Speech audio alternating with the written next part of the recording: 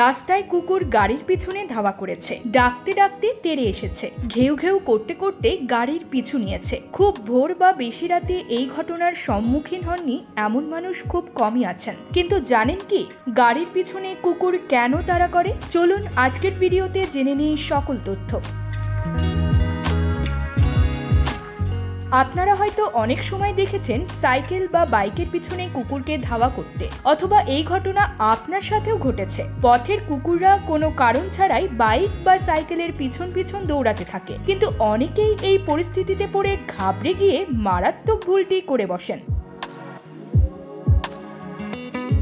জানিয়ে রাখি, কুকুরের শত্রুতা কিন্তু আপনার সাথে নয়, বরং আপনার গাড়ির গন্ধের জন্য কুকুরটি তাড়া করছে। আসলে কুকুরের ঘ্রাণ শক্তি মানুষের তুলনায় কয়েক গুণ বেশি, আর কুকুরের একটা স্বভাব হলো গাড়ির টায়ার বা চাকায় প্রস্রাব করা, আর এই স্বভাবের কারণে হয়তো আপনাকে সমস্যায় পড়তে হতে পারে।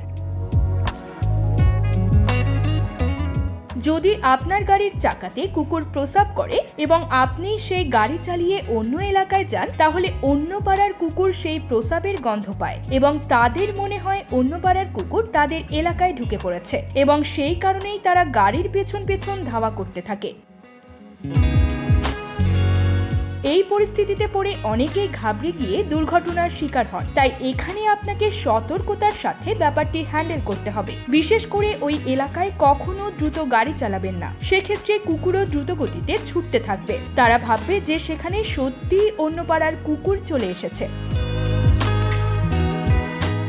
এমন পরিস্থিতিতে পড়লে নার্ভাস না হয়ে বুদ্ধিমানের পরিচয় দিন, বরং আপনি আওয়াজ দিন এবং ধীরে সুস্থে ওই এলাকা দিয়ে বেরিয়ে যান। এতে কুকুরও বুঝতে পারবে আপনার সাথে কোনো কুকুর নেই। এরপর তারা আপনাকে ধাওয়া করা ছেড়ে দেবে। সব থেকে ভালো হয় মাঝে মধ্যেই আপনার গাড়ির চাকাগুলি জল দিয়ে পরিষ্কার করুন, ফলে এই ধরনের সমস্যায় পড়তে হবে না।